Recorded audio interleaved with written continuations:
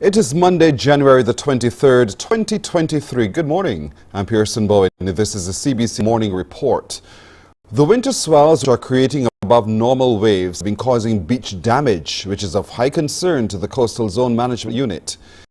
CBC News spoke with Dr. Leo Brewster, who explained why it's happening along the shorelines of Barbados.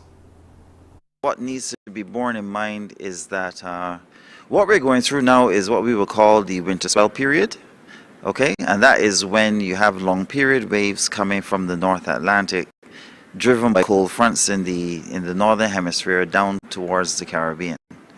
That started actually even before our normal tourism season starts, because the winter swell period normally coincides with the tourism period, which starts around the 15th of December. But actually they started just after independence, within the first week of December last year. And they've been running literally almost every 4 to 7 days on and off. If you remember, there was that serious Arctic blast that came through North America and affected Europe as well, about just before the Christmas period.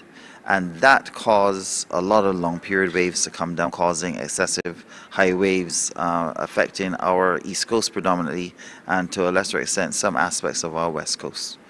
That has been what has been taking place, and because of the cold weather that has been consistently taking place since then, we expect that these swells are going to continue to run well into February, probably going into March. Well, those tides are heavily impacting the beaches as they are removing sand and narrowing a few. Some properties have also been damaged, but the CZMU is rectifying the situation. Well, the beaches are taking a hammering. There's no question about it. We would have done profiles, I think it was December when we did profiles. So at that time, it was even difficult for us to get out and do the type of monitoring that we would normally do because of the high waves that were affecting the coastline and obviously the high energy environment that was being generated. Because the big waves are coming in, they're narrowing the beaches temporarily. The sand is being carried out just past the area of the equivalent of what we would call the nearshore environment, and therefore it's settling out, waiting for calm periods to come back so it can come back on shore, unless the swell period is prolonged, right? The unfortunate reality with that, though, is where some beaches are already narrow, it means that the beach can be lost, and therefore property structures such as seawalls can be exposed and damaged. We've already had repeated reports of that at 1 or 2 locations along the west coast, and we've had meetings to look towards establishing the requirement for emergency works for repairs, because once those property seawalls or guard walls are lost, then it means that land behind is then exposed to wave attack, which then means that soil is washing into the sea, etc. So we normally are very responsive in those sort of situations as well. But we also try to ensure that if you're going to be building back, you must build back on the same line where the wall was in the past. In that situation as well, it also means that if you wanted to build a seawall, which is in essence going to be a much more reinforced wall than a guard wall, then you cannot come any further seaward than where you were before. And if you want to build a revetment, which is a structure made of boulders piled up in front of a wall to protect it for any form of action of wave attack, then you have to have the toe or the front of the revetment being in the original position of where the wall is, and then you build landward. So you're not going to be coming seaward, because if you come seaward, you're going to take the space that would normally be required for the sand to come back, and therefore it will prevent the sand from coming back and cause further erosion within the area. Dr. Brewster said areas along the west coast have seen some of the greatest damage as a result of those winter swells. The areas of Fitz Village, we normally see damage there because those beaches are narrower than most. We also see it in the area of Mullins and like the Mullins Beach Bar area going back into Gibbs. We see it there as well, and we also see it in some parts of the whole town, depending upon where you are. Well, there's also concern about the impact of the tides on marine life, especially the turtles. Well, generally with the marine life, the biggest problem with especially like the nearshore fringe reefs would be the smothering by sand when the waves are taking the sand back out.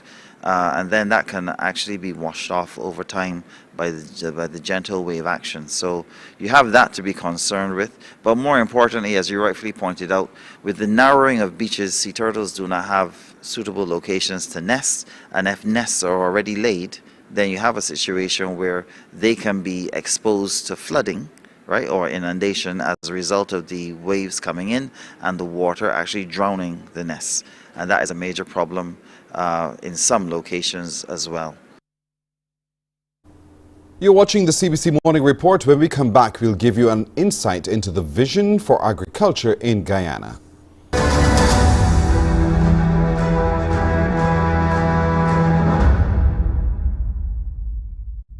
There is a saying, you can find a Bajan anywhere. Are you a Bajan living abroad? Or do you know of one who has migrated to another country? Well, we at Mornin Barbados would love to have you or them on our Bajan Affair segment. Share your amazing stories, experiences, and how you've adapted to a new culture. Send us an email to morninbarbados@cbc.bb. And together we will travel the world.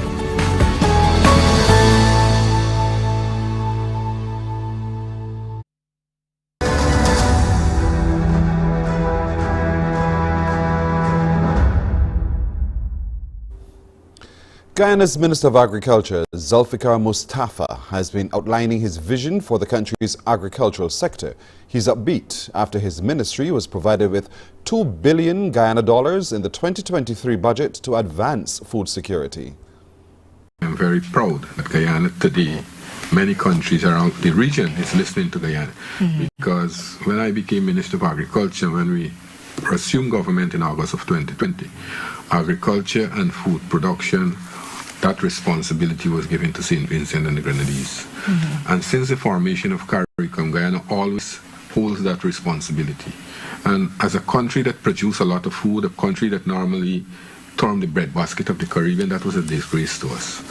And I'm very happy in the way that our president handled the situation, and he was able to rescue that position once again from St. Vincent and the Grenadines. And with his leadership in that sector, we have seen a renewed interest, and we have seen new interests from countries around the Caribbean to get involved in agriculture and food production. And what I am saying here, because Guyana is leading that charge, and as you rightly said, we are chairing the ministerial task force that was set up by CARICOM heads of government to see the reduction of the food import bill by 25% in 2025. And as you rightly said, that we are almost 2 years in the formation of that task force. And I think we have made a tremendous progress so far. What we have done, we have prioritized a number of high-value commodities that the region normally imports. And we have targeted those commodities to reduce the import of those commodities so that we can reduce the food import bill of the regions by 25%. And when you look around the Caribbean today, as I said, we are progressing very well. We have seen a number of areas where countries have embarked on new production. Countries have started diversification in their sector, and especially our country, Guyana. Well, mixed reaction in the Bahamas as the 50th anniversary logo was revealed in Parliament Square. Devont Butler, Dorel Williams and Kirsten Pinder were the 3 finalists selected to create the 50th Independence Anniversary logo. We have a report from our news. They all shared their inspiration for the winning design. I wanted something that wasn't generic, but also a little obvious. I looked at the way our islands, the archipelago flew, and I realized that it was a slight S form. And I was like, I need that. First of all, I start off with some research, and then I do a sketch, and from there we go to Junkanoo shapes and colors. What inspired me was having all the island of Bahamas represented in a design. It's all about representing the Bahamas, Bahamians, and basically ourselves. But how do Bahamians feel about it? On Twitter, one person said, out of 10, I give it 4.5. I really expected more. Another person said, this was due midnight, and at 11:59, they added the flamingo. Another said, I ain't gonna lie, the flamingos came out of left field. These two graphics also emerged, one showing the departure lounge at LPIA and the other with Kevin, the bird from the Saxons Boxing Day Parade showcase. But it wasn't all bad. One follower said, quote, "I like it, but it seems basic." Another said, quote, "This is cute." Another, quote, "This is stunning, but all I see is Olympics and Fun Run Walk." And we also polled our followers on Twitter and Instagram. Up to late afternoon, Twitter results showed a total of 100 votes, with 63% saying they did not like the logo. On Instagram stories, results showed out of the 111 people who voted, 60% liked the logo. Well, health professionals in Guyana will soon be trained to diagnose and treat women with prenatal and postpartum depression. According to Minister of Health, Dr. Frank Anthony, recent studies show postpartum depression can develop during the second or third trimester or after the pregnant woman delivers her baby. Psychiatrists attached to the Ministry of Health have joined other specialists in obstetrics care to develop a program with a main focus on recognizing symptoms of postpartum depression in women. One of the things that we're doing is to improve the care that we give to mothers. So we have focused a lot on pregnancy for second, third trimester to make sure that delivery is safe. But we also recognize that after delivery, some mothers would develop what is called postpartum depression. And we recognize this, and we want to create a program to prevent depression. This program that we are offering now would be a more integrated program, where during pregnancy we can screen for depression, and if we detect depression, to offer either counseling or, if it's necessary, to offer antidepressive medication.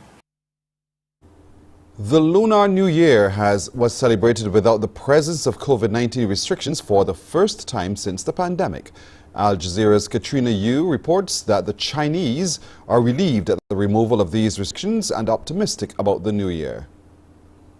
All across China, people are celebrating the Lunar New Year and beginning of the Year of the Rabbit, with dragon dancing, temple fairs and red lanterns. It's the first time since the beginning of the pandemic people are allowed to gather and enjoy these Chinese traditions. In Beijing, many queued for hours to pray at Lama Temple, the most important Buddhist site in the capital city. It's reopened after strict coronavirus controls kept it shut for 3 years. I am really very happy. I haven't seen such a busy scene with so many people for a long time. This is the real atmosphere of the Lunar New Year.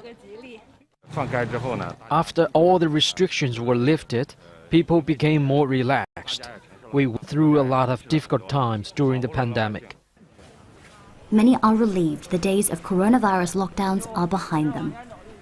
Last year was the year of the tiger, and according to Chinese zodiac, it carried with it qualities of disruption and restlessness. And that certainly rang true for many here whose lives were negatively impacted by China's zero COVID policy. And now it's the new year, year of the rabbit, and thousands have come to this temple to pray for a more prosperous and positive year going forward.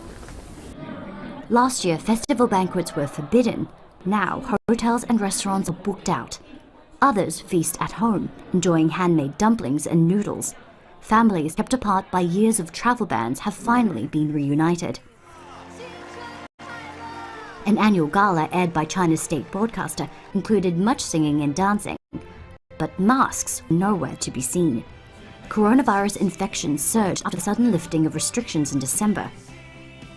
At least 70,000 people have died, but while some are mourning, others believe the most difficult time has passed, in days, with many wishing for good fortune and good health over the coming 12 months.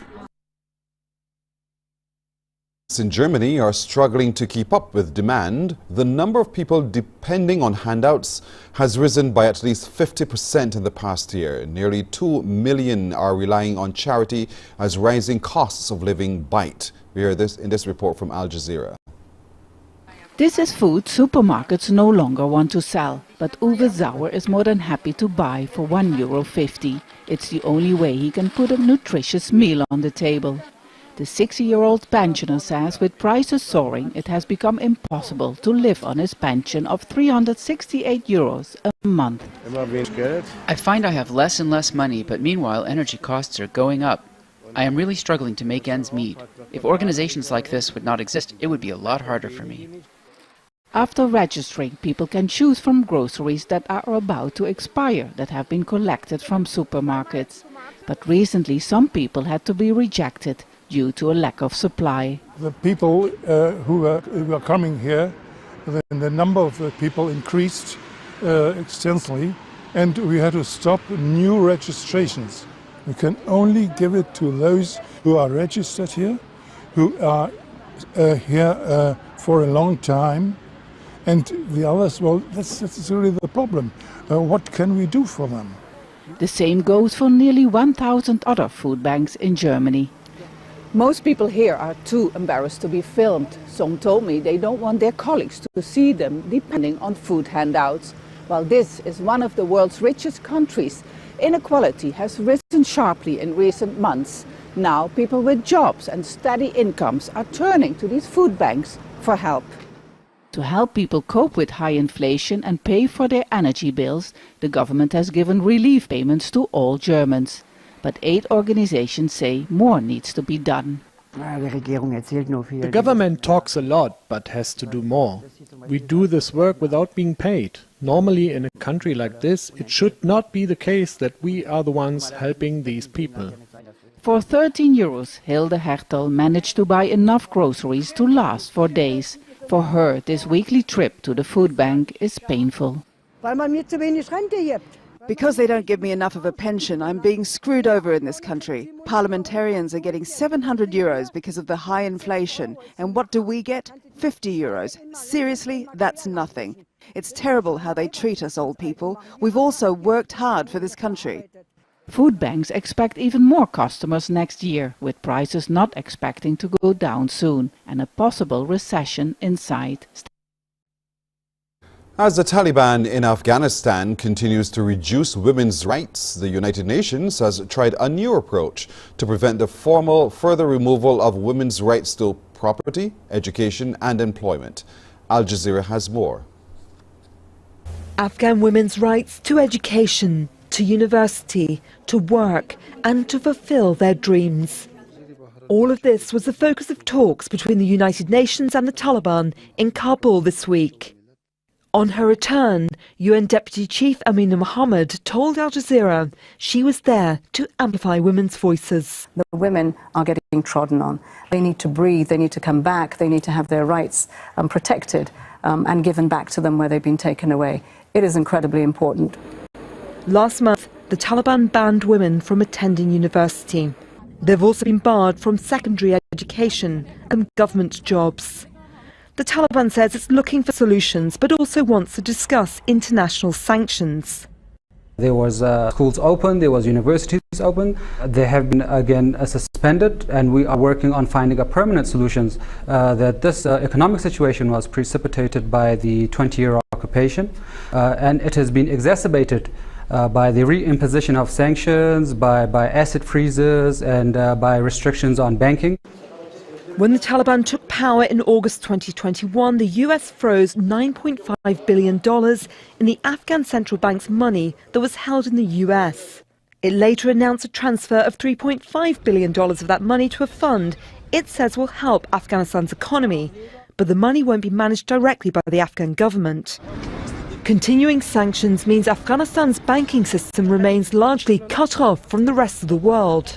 Meanwhile, the UN says 9 of 10 households aren't getting enough to eat. Some analysts say even if sanctions are eased, it's unlikely policies on women are going to change.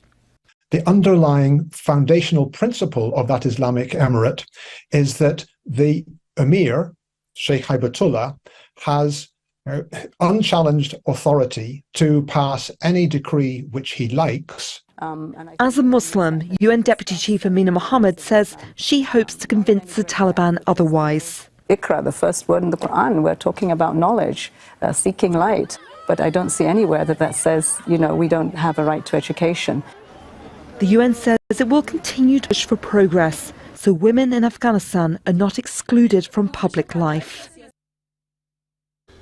Well, coming up this morning, when you join me at 6:30 for Morning Barbados, we'll meet the head of the Climate Execution Agency of Dominica as they take a look at climate resilience. What is in the plan? What are the lessons learned? We'll talk to her in just a little while.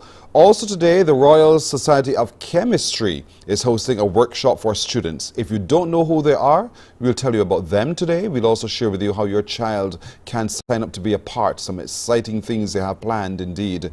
And this morning, when our relationship coach joins us, we want to talk a little bit about your house or mine. The question of cohabitating. All of that and a whole lot more straight ahead at 6:30 on Morning Barbados. We'll take a break right here. We'll be coming back with more on the CBC Morning Report.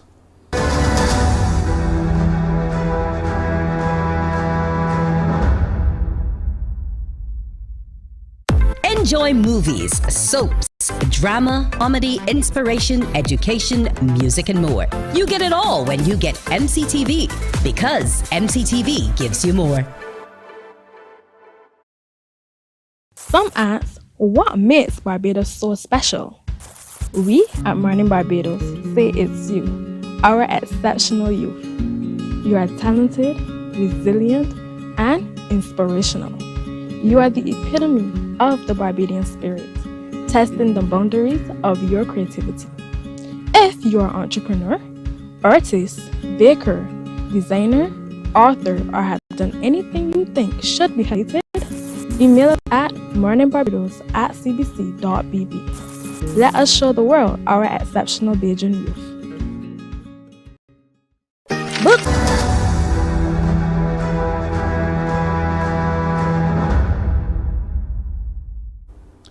Young people in Barbados can expect several initiatives geared towards them this year. In fact, 2023 has been designated as the Year of the Youth.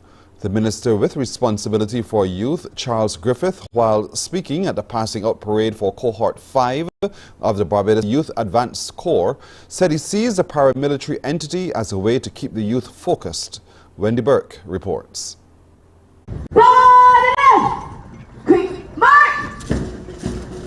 Prayers were offered for the passing out group by Reverend Martin Taylor, a counselor at the Corps. Good and gracious God, this is the day. Let us rejoice and be glad in it. Today is a culmination of 16 weeks of work, months filled with challenges and triumphs, losses and laughter, friendships and growth. We thank you, Lord, for getting us safely to this day. We thank you, God, for the gift of family, friends, instructors, counselors, nurses, and ancillary staff who have supported these children of yours and who celebrate with them now. Permanent Secretary in the Ministry of Youth, Sports and Community Empowerment, Yolande Howard, said the parade was testament to the hard work of recruits and staff. It is an example of what can be achieved when we work together to develop our young people. Regrettably, over the last few years, because of the COVID pandemic, we were unable to host a passing out parade. Our last parade was in December of 2019. But today, we have been able to have a parade and to showcase the trainees of the 5th cohort of our rebranded Barbados Youth Advanced Corps. Director Hallie Haynes presented awards to the most physically fit male and female trainees in Aaron Harding of Platoon 1 and Shania Best of Platoon 5. Best turned out female was Shania Bailey, Platoon 5, and Best Male, Diego Willoughby of Platoon 4. And Minister with responsibility for the Corps, Charles Griffith, told the recruits there is a place for them in society. He says his ministry has put a lot into getting the recruits to this point and wants parents to continue the journey. With all of the youth crime and the youth violence that we have in this country, that we have a core of youngsters here on parade this evening that is an example of what is good about our young people in this country. So I want you, when they return to you, to nourish and to engage in maintenance. The ministry and my government is doing every single thing that is necessary to ensure that young people in this country have an opportunity to fly.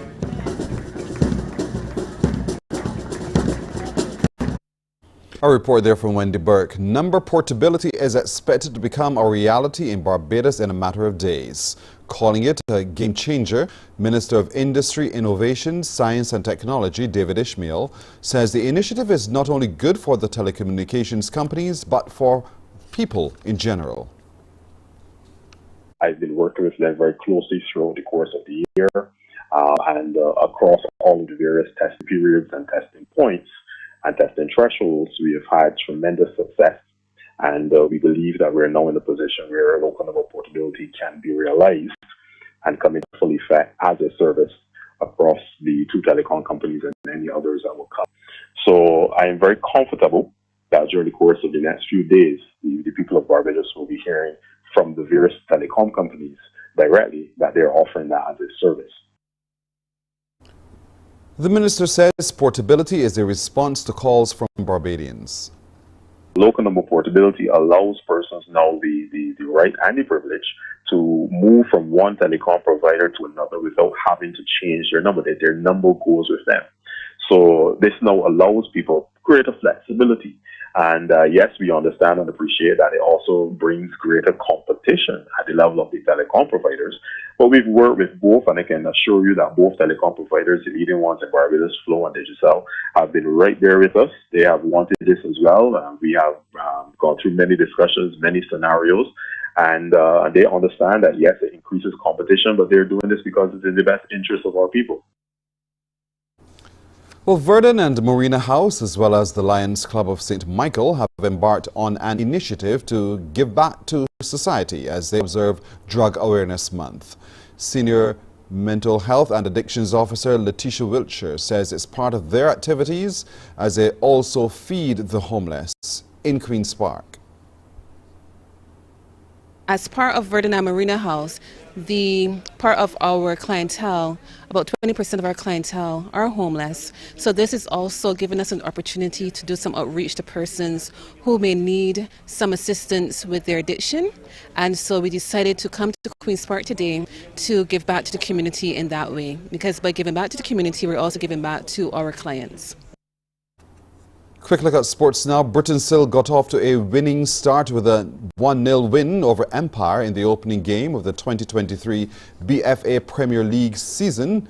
Playing at the Wilde AstroTurf, Britain's Hill needed just one strike via Corey Hoyt in the 70th minute to get past the Blues in a match that was televised live right here on CBC TV8.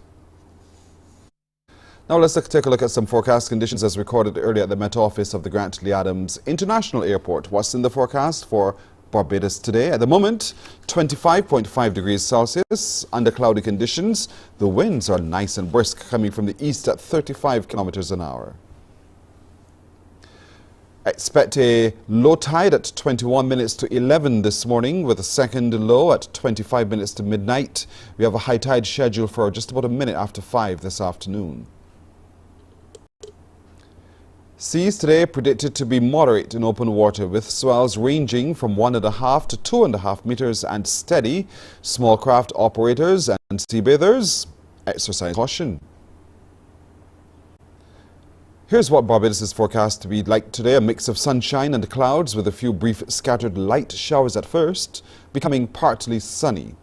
And tonight in Barbados, we should expect mostly clear conditions at first, becoming mix of clear skies and clouds, with a few brief scattered light showers around dawn. And now we'll look at some forecast conditions for some international cities. That's it for this Monday edition of the CBC Morning Report. I'm Pearson Bowen. Morning Barbados starts now. Wake up, wake up, wake up, wake up. Barbados, get up. Good morning. Good morning, Barbados. Good morning. Good morning to you. Good morning, morning, morning, morning. Good morning to you.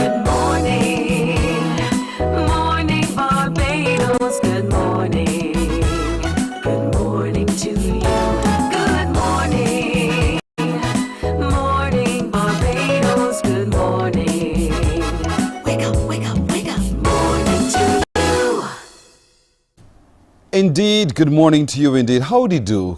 How do you do? Welcome to Monday. Today is Monday, the 23rd of January, 2023. Today is also a big day because, yes, I know you're saying all boys born in January.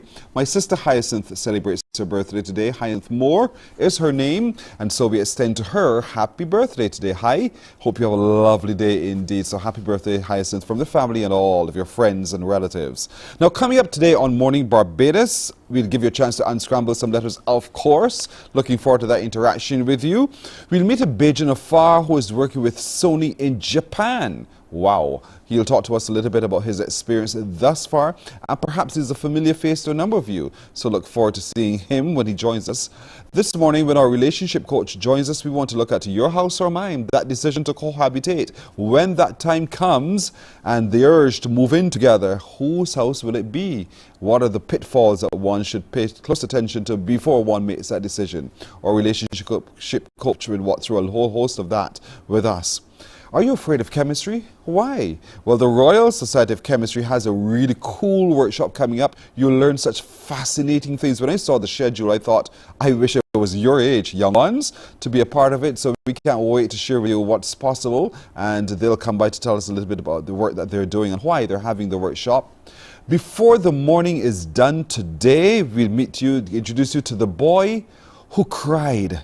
A touching story. You should not miss it. It really, truly is a touching story. The boy who cried.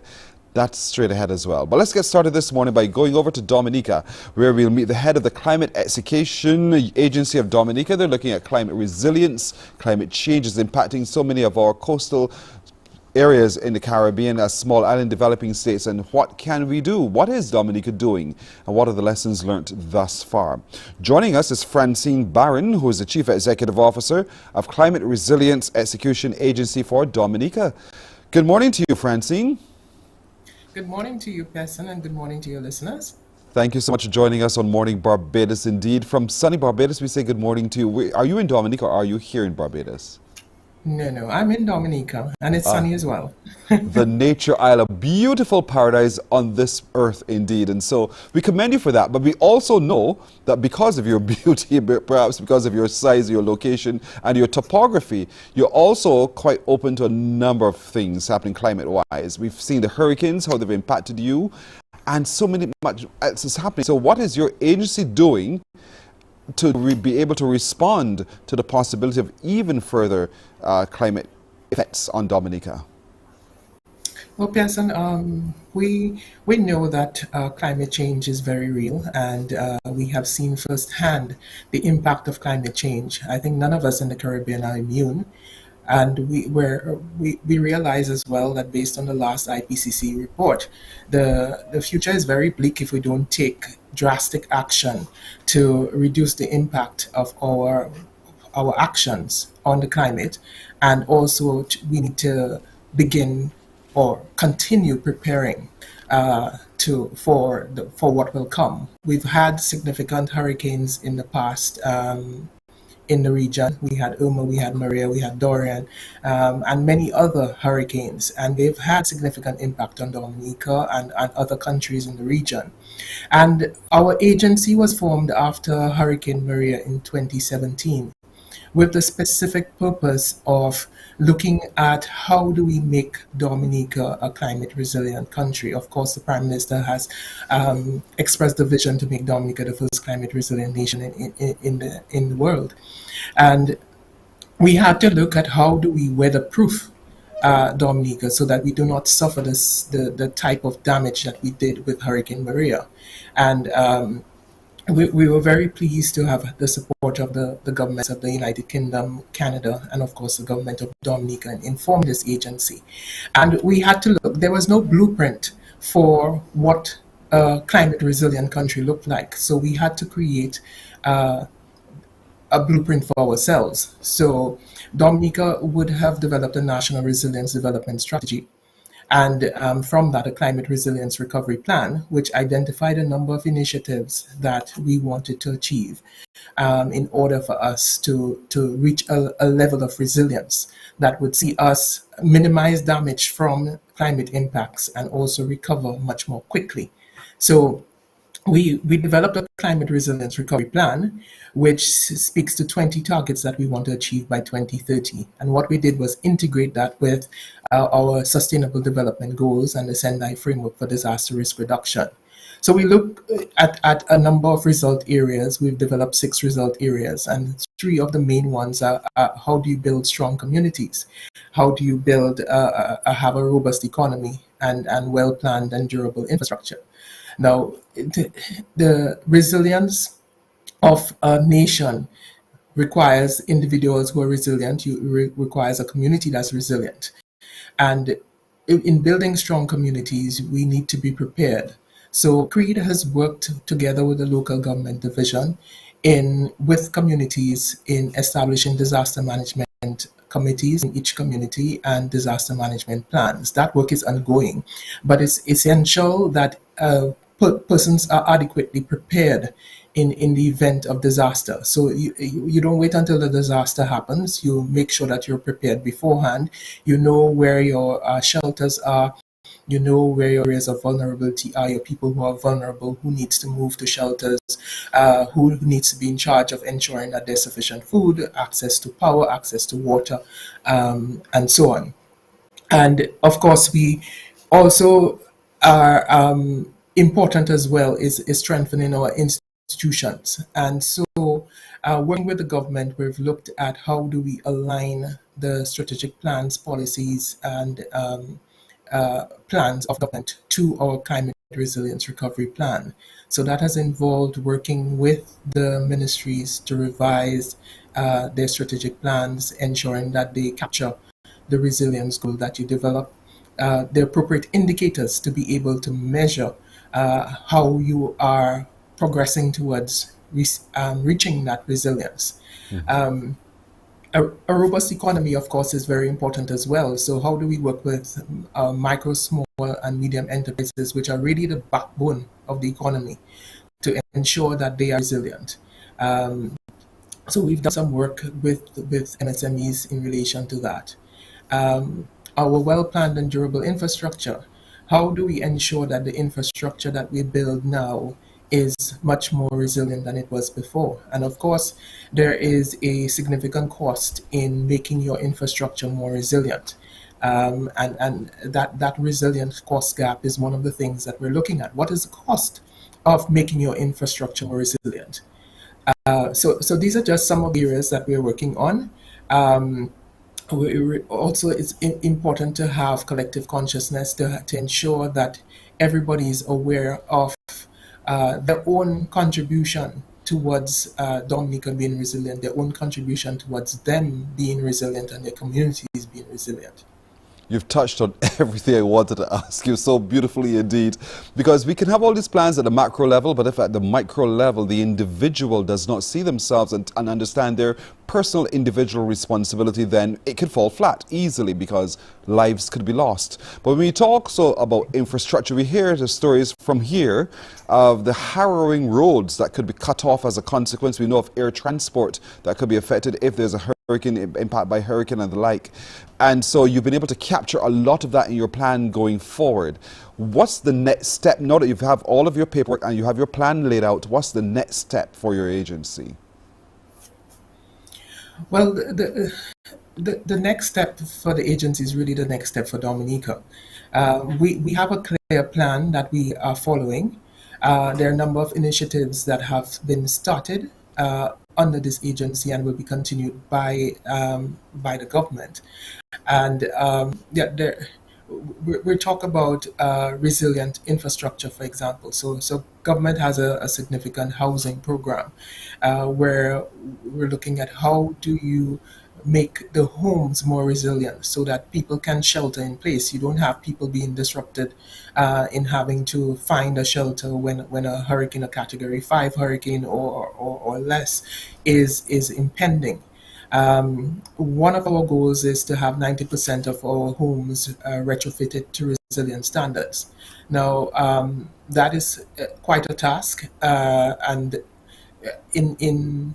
in recovering after Maria, government encouraged persons to rebuild in a more resilient manner, looking at how they build, improving our building codes, improving the material that we use, and so the assessment has to be done now to see to what extent we have retrofitted our homes to be more resilient, and for those who have not, how do we provide support to them to get their homes to that resilient standard.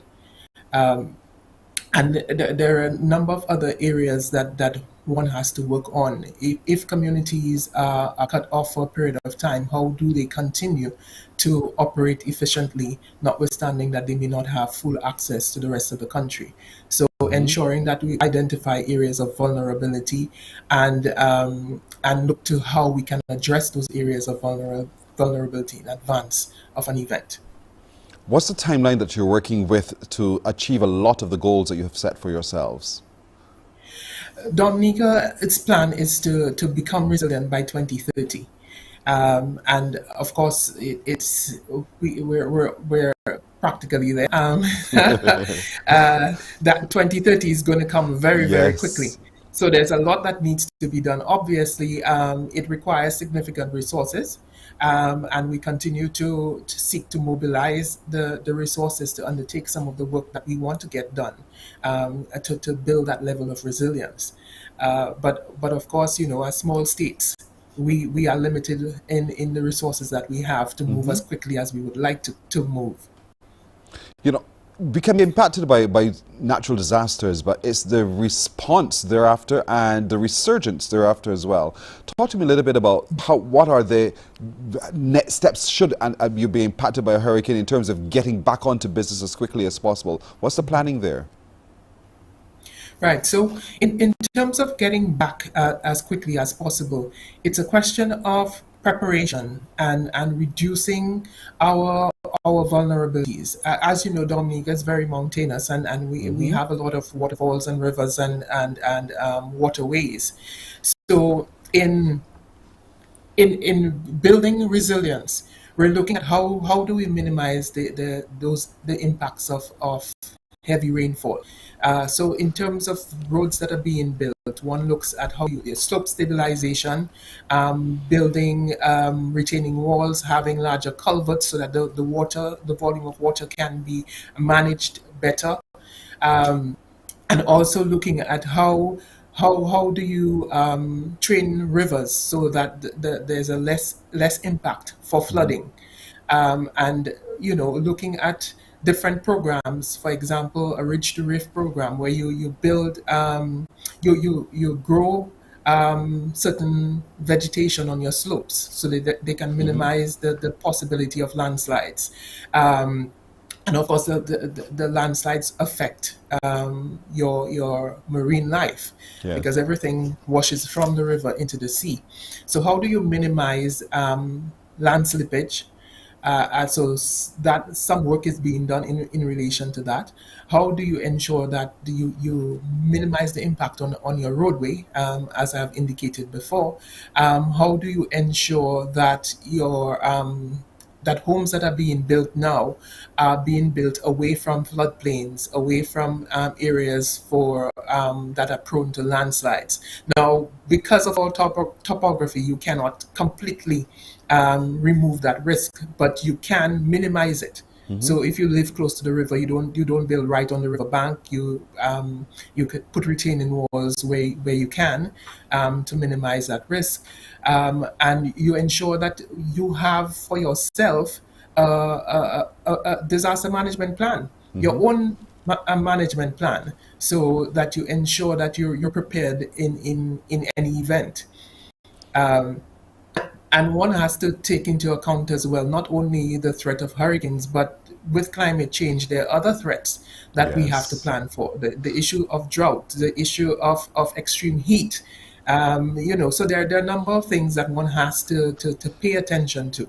You're so right, because there's so many industries that are there, whether it's agriculture, tourism, big business, small business, telecommunications, so many areas that could be touched and would be touched by your plan in terms of being resilient and being able to recover should you be impacted by any form of disaster. And I know it's going to be a lofty task for your agency to complete, because you can only dream for just a moment and try to cover as much of your dream, but you know, it requires everyone's effort to be a part of that change that needs to occur by 2030, and it's just tomorrow. Literally 2030 is just tomorrow. But you know, you and your agency no doubt are well on the way, and we really want to commend you in Dominica for setting the example for the rest of us in the Caribbean to be able to achieve a lot, because there's a lot we can learn from what you're doing there in Dominica as well, to be the first nation on earth to be resilient in that kind of way. So thank you so much, Francine Barron, Chief Executive Officer of the Climate Resilience Execution Agency for Dominica, for sharing with us some of the work that you're doing there, and we wish you the very best with your efforts going forward, to yourself and your Dominicans as well. Thank you. Thank you very much, Basin. Thank you. You're very welcome. You're very welcome. What an interesting set of activities happening there in Dominica. We're taking a break here. We're coming back with more in just a moment. Morning, morning, morning. Good morning. Good morning to you. Books open your heart, your mind, and your soul. They are educational, entertaining, inspiring, and motivating. Are you an author of a recent book you want to share? Then Mornin Barbados will love to feature your book in our The Next Chapter segment. Send us an email to morninbarbados@cbc.bb. That's morning without the G. Come and let us turn those pages together. Because you love English Premier League, MCTV has got it back. Now you can watch all the games of the English Premier League plus UEFA and NFL on MCTV. Current customers can upgrade to Maxback Extra at just $23. Call MCTV today at 228-6288 to upgrade, or come in and sign up for a new service. Football fans, let MCTV get you back in the game.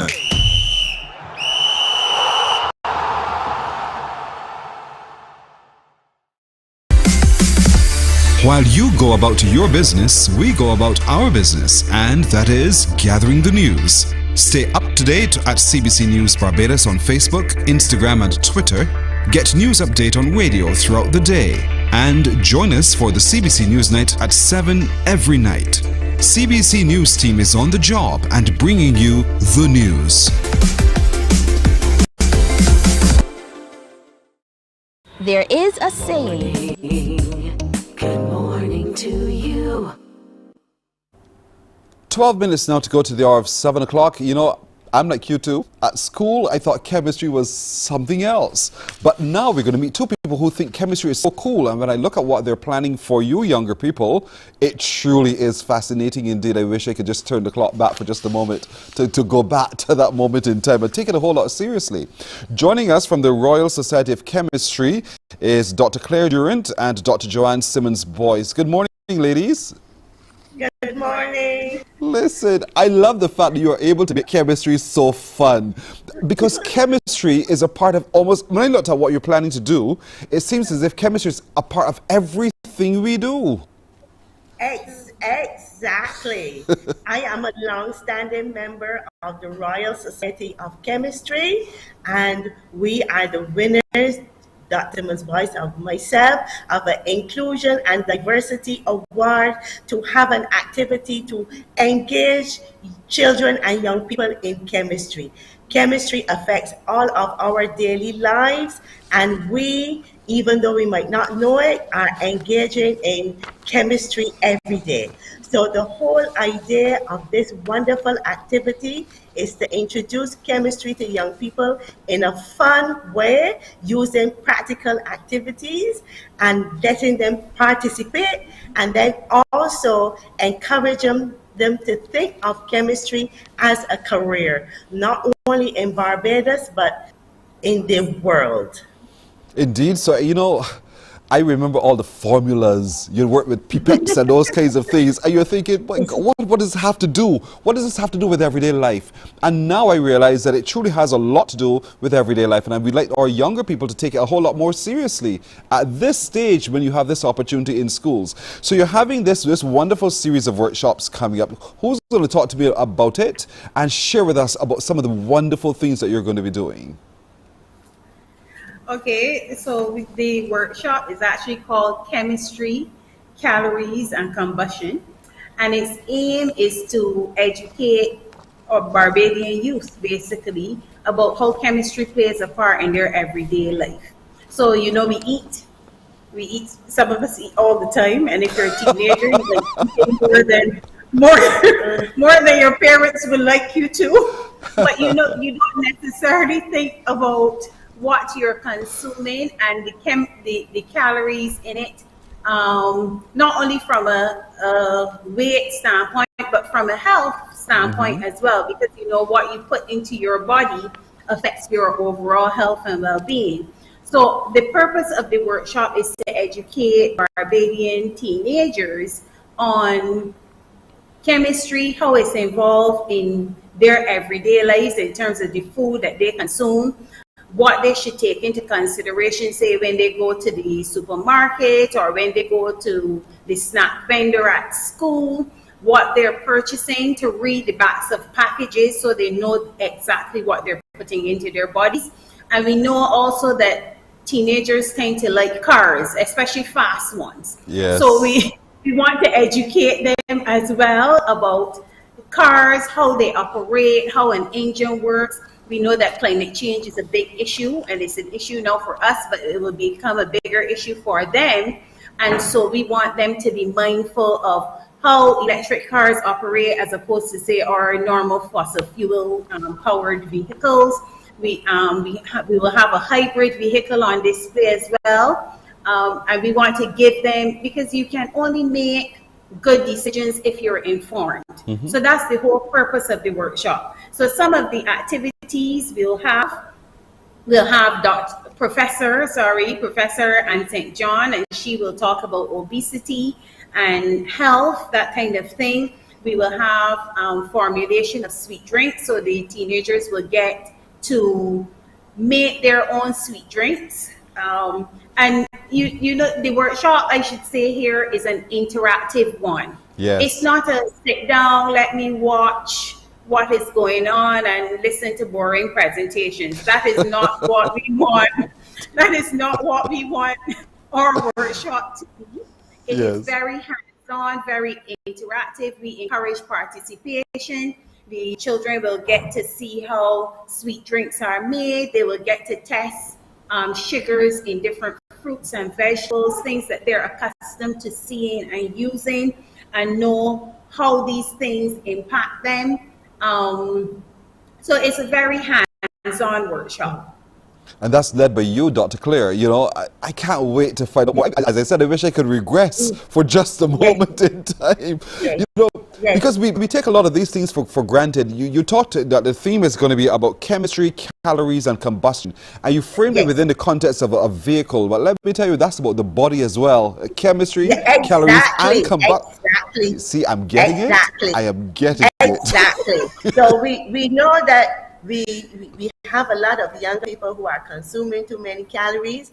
As part of the activity, Macmillan Education Caribbean is sponsoring a VO2 Max experiment, which is going to be led by Mr. Andrew Culpepper, who is the head coach from the National Sports Council.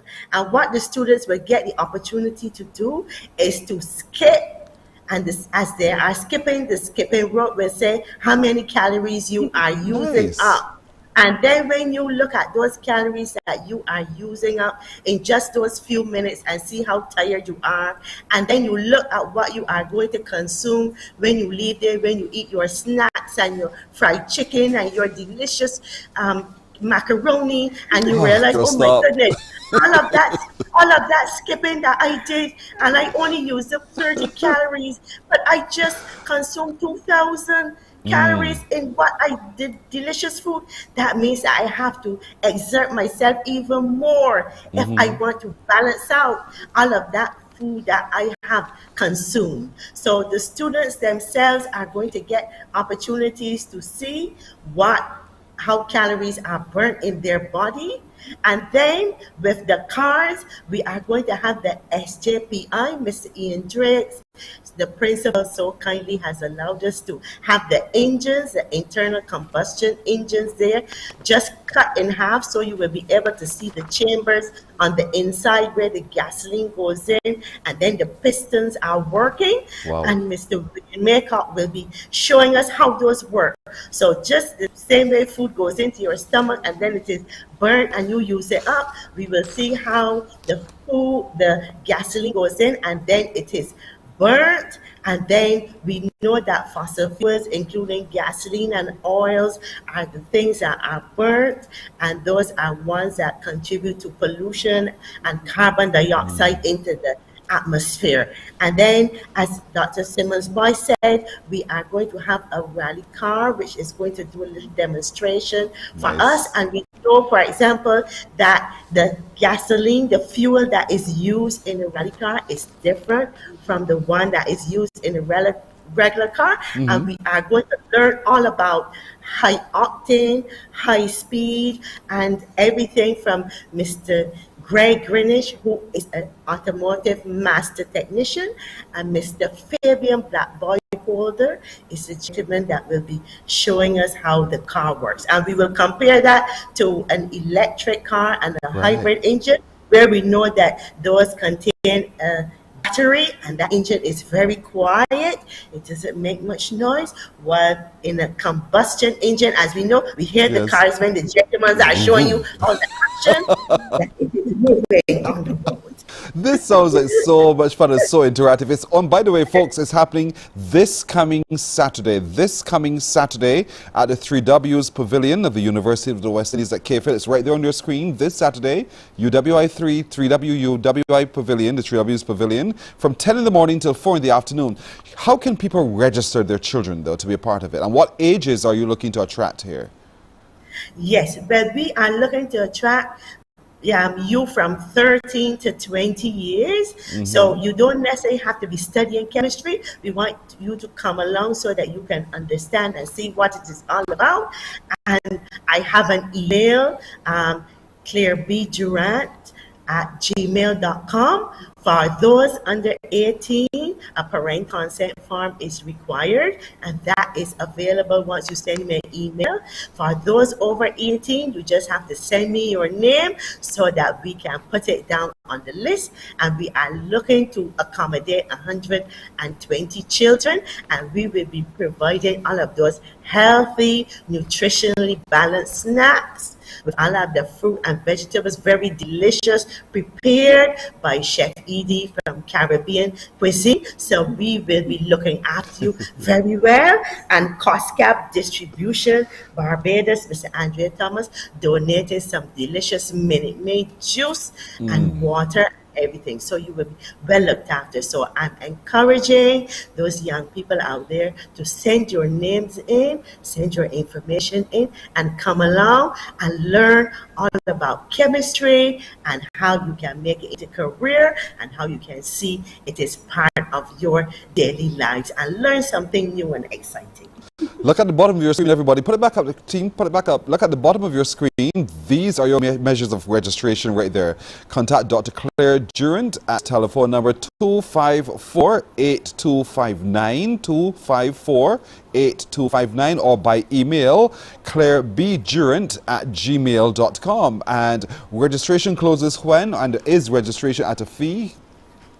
No, there's no fee. This workshop is completely free. It is sponsored by the Royal Society of Chemistry, and registration closes on Friday. So we want to know that you are coming so we can be prepared for you on Saturday the 28th, 10 a.m. sharp, bright and early. The British High Commissioner will be opening the event, so we would like to keep some good time and not be late. So come on down. It is so inclusive and it is so really complete when you look at it really and truly. So folks, don't waste time. You young people 13 to 20 years old, you have a wonderful opportunity here now. One, to make your own soft drink. This and all of those kinds of things. You have a chance this Saturday to also look within the engine vehicles and see how the fuel is combusted and how it provides fuel and energy to those vehicles. And maybe you can have an interest in automotive industry. You never know. All of these things can be opened up to you through chemistry. So while you're at school, don't turn your nose to chemistry. There's some real life practical applications to chemistry, and you can see it all this Saturday at the 3Ws Pavilion of the UKFL campus, indeed, from 10 in the morning. But you need to register. All that information is right there on your screen. Take your time and write it down, folks. Write it down. Get on it today. There are only 120 spaces, 120 spaces, and so it's very limited, but it's extremely interactive. This sounds fantastic, ladies. I'm out of time. I feel like getting up and putting on my clothes now. I'm coming. Hope Saturday comes. This is wonderful. Okay. Thank you so much for joining us this morning. You're welcome indeed. You're welcome. Dr. Claire Duran and Dr. Joanne Simmons-Boyce, they're talking a little bit more about chemistry and how wonderful it is. It's practical application from the Royal Society of Chemistry.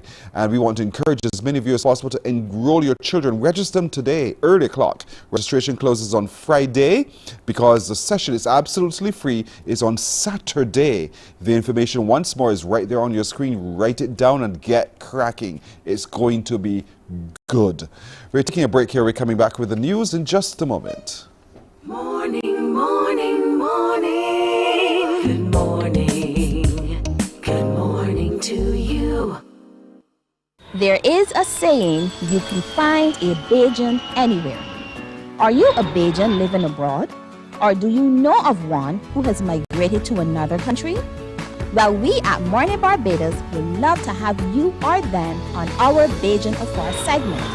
Share your amazing stories, experiences, and how you have adapted to a new culture. Send us an email to morninbarbados@cbc.vb, and together we will travel the world.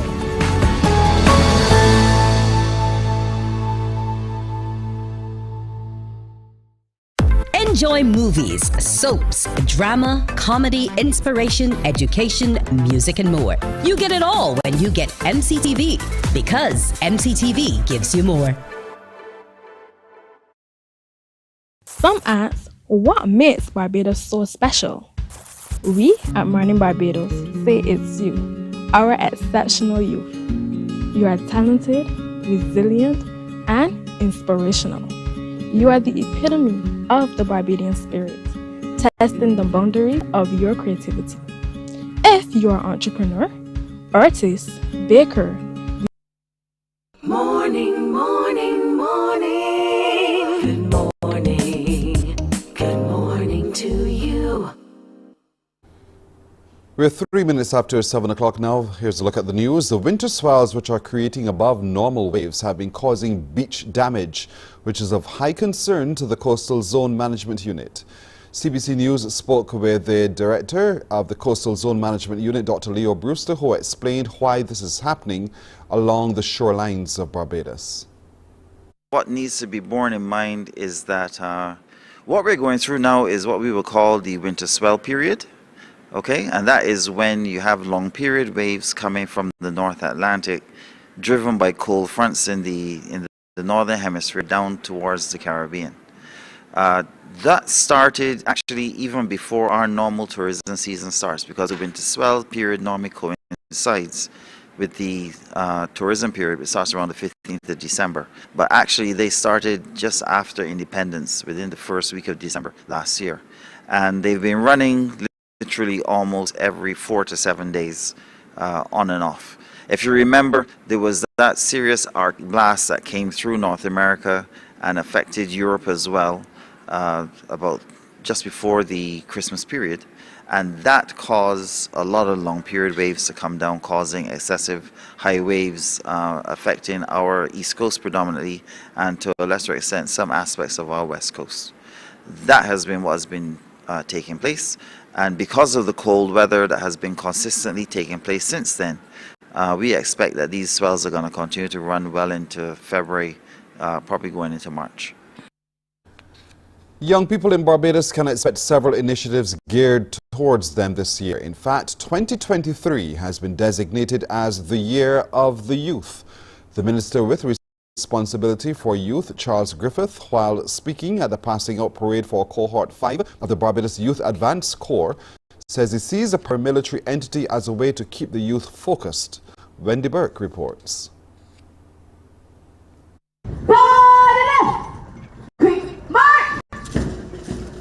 Prayers were offered for the passing out group by Reverend Martin Taylor, a counselor at the Corps. Good and gracious God, this is the day. Let us rejoice and be glad in it.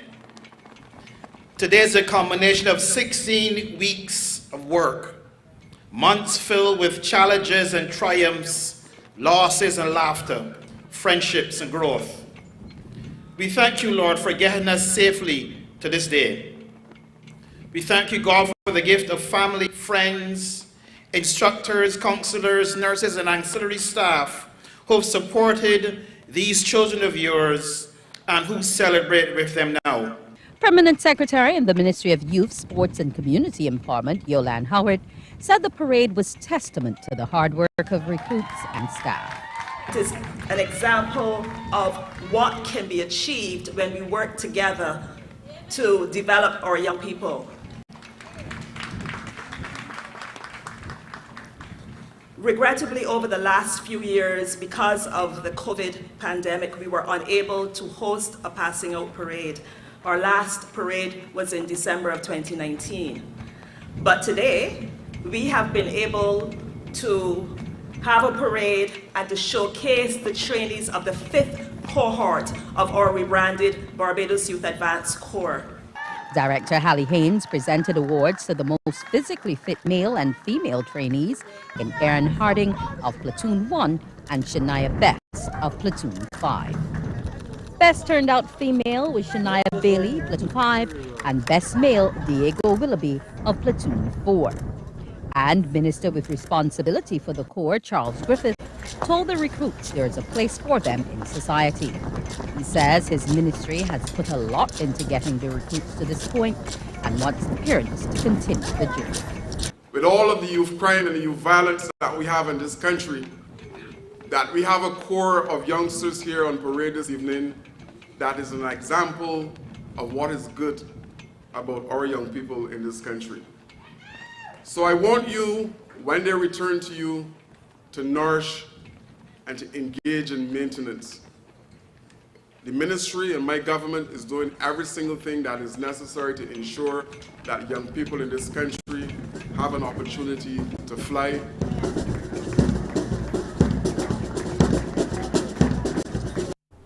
In other news now, number portability is expected to become a reality in Barbados in a matter of days. Calling it a game changer, Minister of Industry, Innovation, Science and Technology David Ishmael says the initiative is not only good for the telecommunications companies, but for people in general.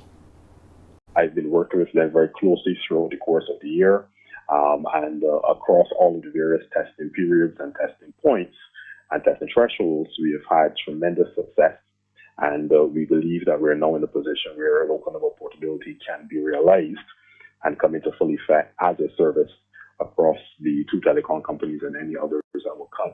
So I'm very comfortable that during the course of the next few days, the people of Barbados will be hearing from the various telecom companies directly that they're offering that as a service. The minister says number portability is a response to calls from Barbadians. Local number portability allows persons now the right and the privilege to move from one telecom provider to another without having to change their number, that their number goes with them. So this now allows people greater flexibility.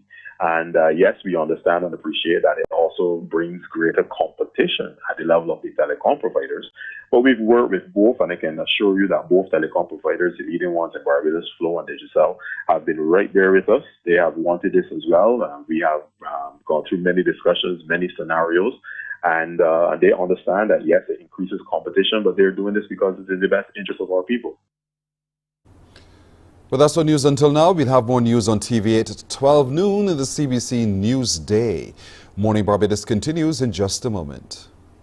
Morning, morning, morning. Good morning. Good morning to you. Books open your heart, your mind, and your soul. They are educational, entertaining, inspiring, and motivating. Are you an author of a recent book you want to share? Then Mornin Barbados would love to feature your book in our The Next Chapter segment. Send us an email to morninbarbados@cbc.bb. That's morning without the G. Come and let us turn those pages together. Because you love English Premier League, MCTV has got it back. Now you can watch all the games of the English Premier League plus UEFA and NFL on MCTV. Current customers can upgrade to Max Pack Extra at just $23. Call MCTV today at 228-6288 to upgrade or come in and sign up for our new service. Football fans, let MCTV get you back in the game.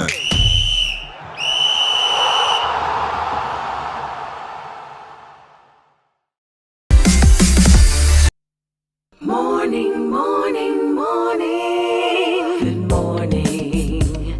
Good morning to you.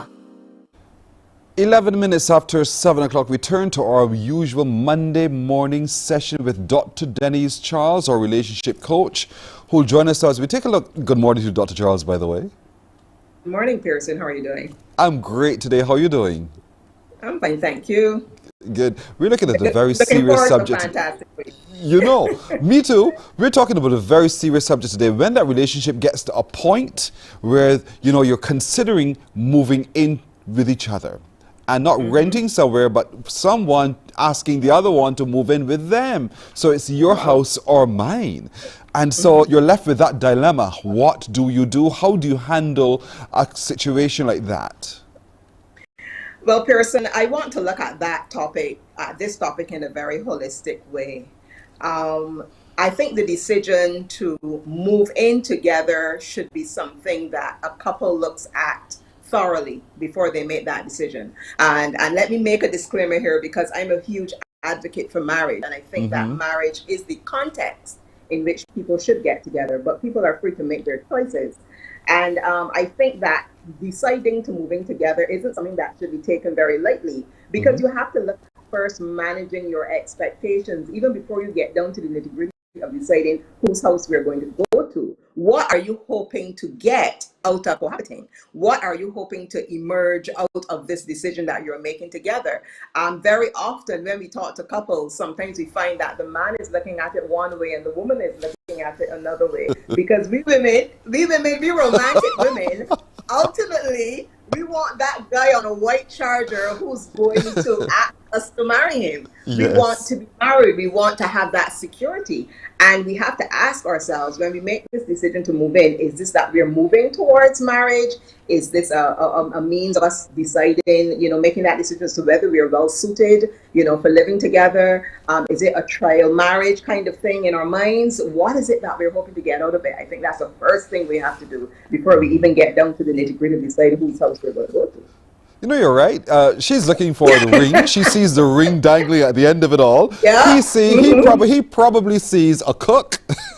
Yeah. A cleaner, and perhaps just a mate. And that's you're right. The fundamental difference in the sexes is what needs to be discussed. So how do you have that discussion at all? You know, because it could only end in two ways. Either we agree because I like what you're thinking, or it destroys the relationship because I don't like what you're thinking. You know, Pearson, I like to keep it real. I've just finished writing our book, Journey to One. Remember, we're going to be back to talk about that. It's not yet published, but I finished the writing. It's at its editing stage. And in that book, I recount in our own relationship that I never had the privilege of one of those romantic proposals that are so popular, especially, you know, now around Valentine's and that we have social media and we see the guys going all out. I never had that, you know. My husband never formally asked me to marry him. He said to me, however, one day, "Girl, I'm going to marry you." It was was a kind of like a foregone conclusion. Yes. Right? So we all have our individual stories as to how this happens. And in our minds, we women, we want the man to propose. We want him to be the one to say, will you marry me? And but today's woman is a powerful woman. She's empowered. Sometimes she makes the first move. She messages the guy on WhatsApp. She goes into his DM on Instagram or TikTok or somewhere, and she sends him a message. So we women are not necessarily today waiting on a man to propose. At least we're saying that to be politically correct, in this age of feminism and woman power. But we still have many traditional ideas about who should make the first move and who should say what. So I think when it comes to moving our relationship to the next stage, whether it be cohabiting, whether it be marriage, I think that this conversation needs to happen between the man and the woman, and it does not necessarily have to begin with the man, even though I know traditionally we would prefer the man as the pursuer, as the chaser, as the romancer. We would want one to say it or to ask a question. But I think it is a discussion that must be had between the couple. And obviously, it's going to be done differently depending on the age of the couple, the maturity of the couple. But that decision about what we want next in our relationship. If we do X, what are we hoping to come? Is Y going to be next? Is Z going to be next? Are we looking at children down the road? Why are we choosing cohabitation as opposed to marriage? Is there a fear of marriage? Is there a fear of the permanence of the commitment? Do we fear maybe that we may divorce? We just want to test it out to make sure we're making the right decision because we don't want to get married and then get divorced. So there may be all kinds of reasons why people decide to cohabit. But I think we need to have a frank and open discussion and ensure that the two individuals who make whatever decision they decide to make, that they're each on the same page, because you don't want people moving away from a situation where they feel hurt, where they feel used. As you said, you don't just want to be somebody's dresser of clothes and cooker of foods. You want to be somebody who's more than that in a relationship. It's going to call for such a maturity of emotions, really, because, unless you're able to cope with the responses, it could leave you quite frazzled, quite jaded, quite disillusioned.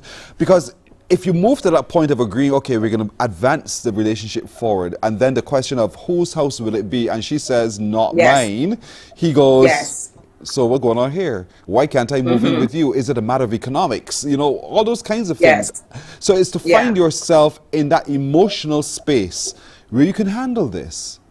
Yes, where you're willing to give way, where you're willing to compromise, where you're willing to listen to what the other person has to say and to understand how the other person feels. Because very often when we make decisions, I know you spoke about economics and so on, but very often there's a whole set of history and emotional history that goes into why we make the decisions we do or why we have the fears that we do. And for many of us who may have come from a broken home, we may have witnessed some sort of marriage deterioration. We know today in society that there are many relationships ending in divorces and so on. So we may be entering a relationship permanence, or the sense of a relationship permanence, because it's not quite permanent if you are cohabiting, but it's not even permanent when you're married, but you get what I'm saying. Yes. We may enter that whole, that new dynamic of the relationship with a certain level of trepidation, right, with a certain level of fear. And the thing about it is, Pearson, when we, since about 2010 or so, my husband and I have been working with couples in terms of preparing them for marriage. And one of the things that we talk about is the fact that marriage is more than a contract. Now, I know in our very secular society, we just see marriage as, two people signing on the dotted line. It is something that could easily be fixed with a divorce. And I understand that perspective. But as a woman of faith and as people of faith, we see marriage as more than that. It is a legal contract, but it is also a covenant. It is a covenant established by God. And it isn't something that you want to walk away from easily. Yes, people do get divorced. Sometimes a woman makes the choice, sometimes a man makes the choice, sometimes it's a choice made together jointly by the couple. And sometimes it is in the best interest of the relationship for a divorce to happen. So even though divorce is not something that we like, sometimes it is the best choice. And when it comes to preparing, therefore, for marriage or preparing for that next step, you want to look at, how do you see a relationship? How do you see this relationship moving? Is this going to be just some sort of agreement that we're going to make? Are we thinking of going into a contract sometime later in terms of marriage? Or are we understanding that there is that level of covenant that really caps it all and takes our relationship to the next level? Because what covenant does is that covenant acknowledges that we are spiritual beings. We are not just a body. So it's not just two bodies coming together. We're coming together, body, soul, and spirit. You know, so when the Bible says the two shall become one, the Bible is not just talking about the physical sexual union, which is actually very beautiful and a very dynamic and necessary part of marriage, but it's also talking about the spirit to spirit connection. And that is what covenant is. And when people sometimes ask me, well, what's the difference between just living together and being married? I always speak of the issue of covenant. Because when you are living together, yes, you can even have an informal contract between the two of you. You can have an informal agreement between the two of you about what you're going to do. But when you make that decision to marry, you're taking your relationship to the next level because you're now covenanting to each other. And even if you're not a person of faith, I think most of us who are involved in an intimate relationship, you know, we recognize that there's something super dynamic and spiritual about even the sexual union. And it's not just two bodies coming together. So we do want to obviously promote taking our relationship to the highest level, which is that covenant commitment. But if you're not ready,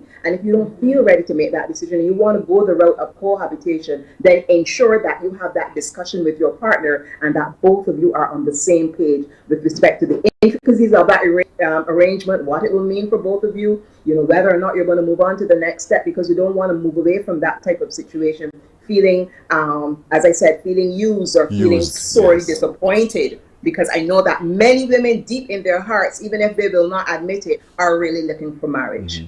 Fellas, don't get scared. Don't get scared. I can hear some fellas sitting back and say, hold on. Pearson, discussing that fear of commitment is extremely important. We need to be able to discuss that, particularly with men, because we know that sometimes the woman is the one dropping the hints, feeling that need to connect at this highest level, but the guy is running scared. He's scared out of his wits. I'm telling you, scaring me. Listen just now. So I had to say for the fellas, don't get scared, boys. It's all right. You know? It's all right. Yep. But it's a discussion. I think sometimes men think, you know, if I marry this woman, she's just going to take over my life. I'm not going to have my sense of who I am anymore. And we need to unpack that, because sometimes we women, we can be very demanding. We can be very emotionally demanding, and if we're not careful, we can scare that guy away, and that's not what we want to do. You are so right. Listen, this is to be continued, but another aspect I'm going to share it with you a little later on. But I want to thank you so much, Dr. Denise Charles, our relationship coach indeed. Remember, this lady is available on social. Look for her, Dr. Denise Charles Speaks, and you will find her. You can contact her if you need to have a further discussion about what the covenant is all about and what it means to be able to make up your mind of whether or not you want to cohabitate. How do you move that relationship forward in a way that is safe and not accusing one or the other? All of those kinds of things. That lady can help you, Dr. Denise Charles. Thank you so very much for joining us this morning. Thank you, Pearson. Have a great day. As always. Listen up for our call. We'll talk to you about what we'll talk about next. All right? No problem. Good girl. Thank you. Dr. Denise Charles, again, cohabitating is not as straightforward as you think it is. You might think it's an economic decision, but it requires a little bit more thought and taking some time. So if that's where you are at the moment in your relationship, I hope that we were able to help you this morning. We'll take a break here. We're coming back in just a moment. Morning, morning, morning. Good morning. Good morning to you. While you go about your business, we go about our business, and that is gathering the news. Stay up to date at CBC News Barbados on Facebook, Instagram, and Twitter. Get news update on radio throughout the day. And join us for the CBC News Night at 7 every night. CBC News team is on the job and bringing you the news. There is a saying, you can find a Bajan anywhere. Are you a Bajan living abroad? Or do you know of one who has migrated to another country? Well, we at Mornin Barbados would love to have you or them on our Bajan Afar segment. Share your amazing stories, experiences, and how you have adapted to a new culture. send us an email to morninbarbados@cbc.vb. And together we will travel the world.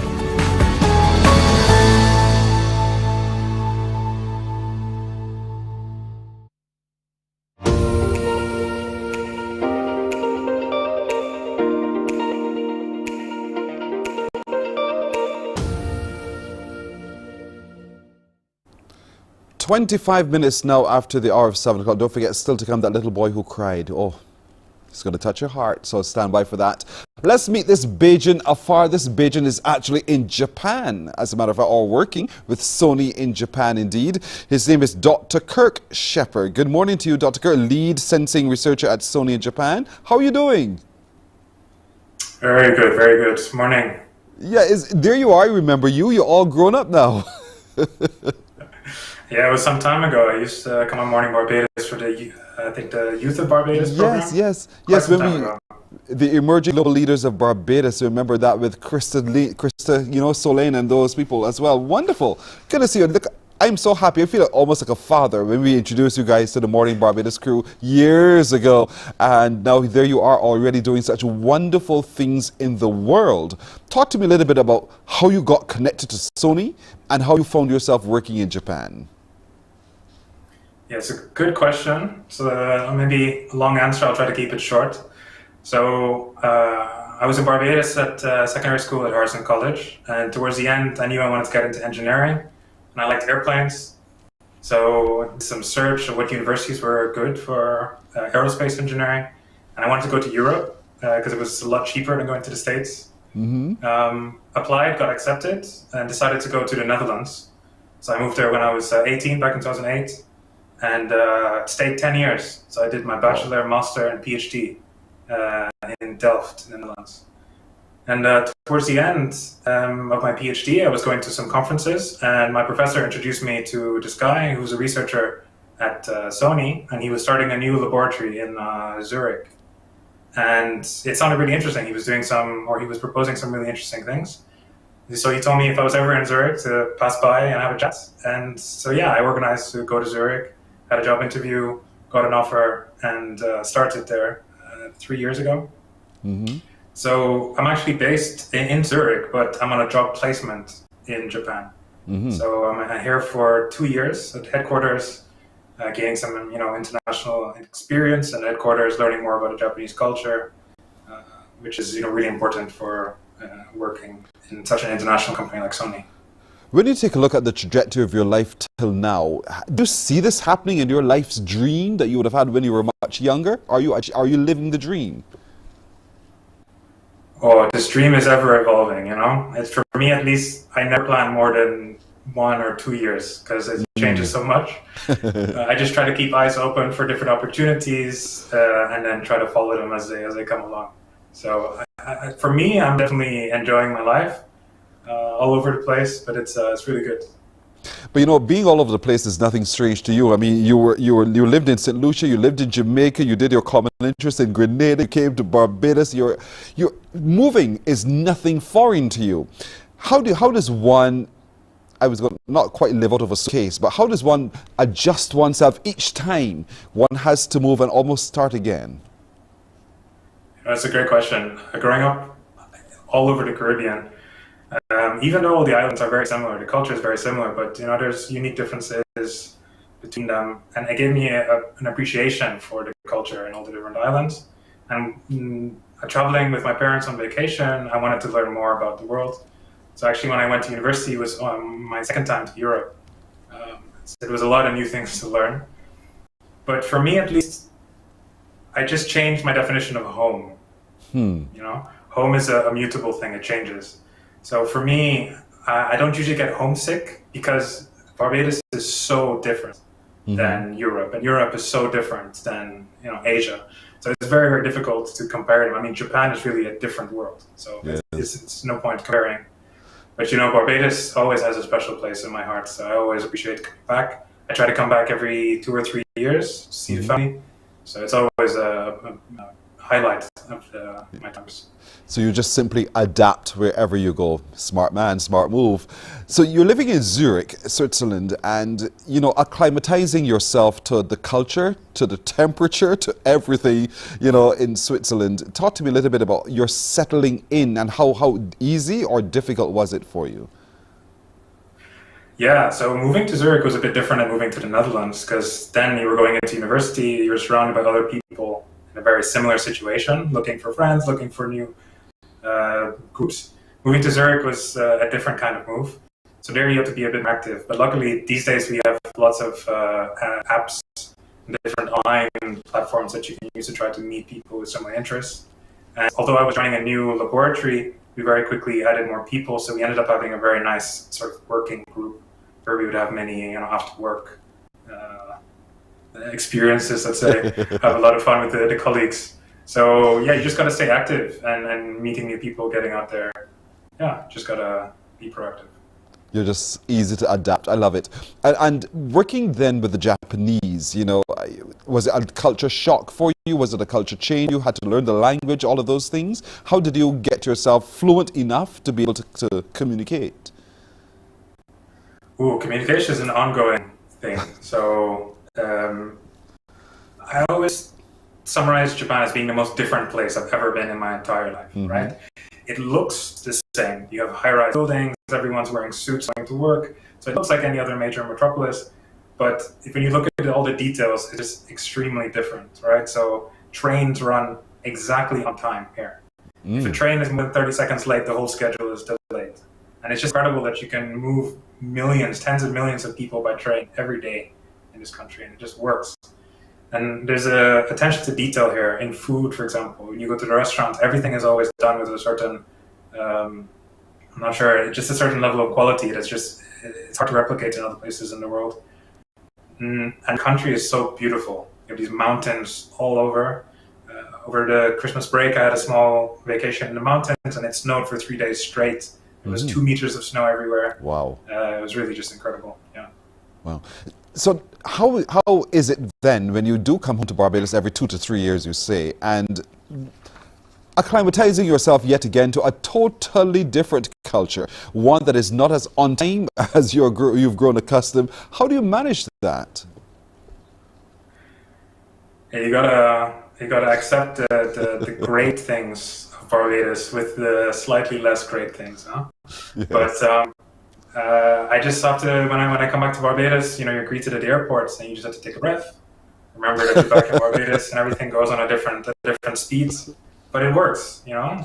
Yes. I tell everyone that I have visited a lot of Southeast Asia, which is very similar to the Caribbean in many ways, but there's no way to replicate something like Barbados. So I tell everyone, if you ever have the opportunity, you have to go, because there's just something special that you cannot replicate.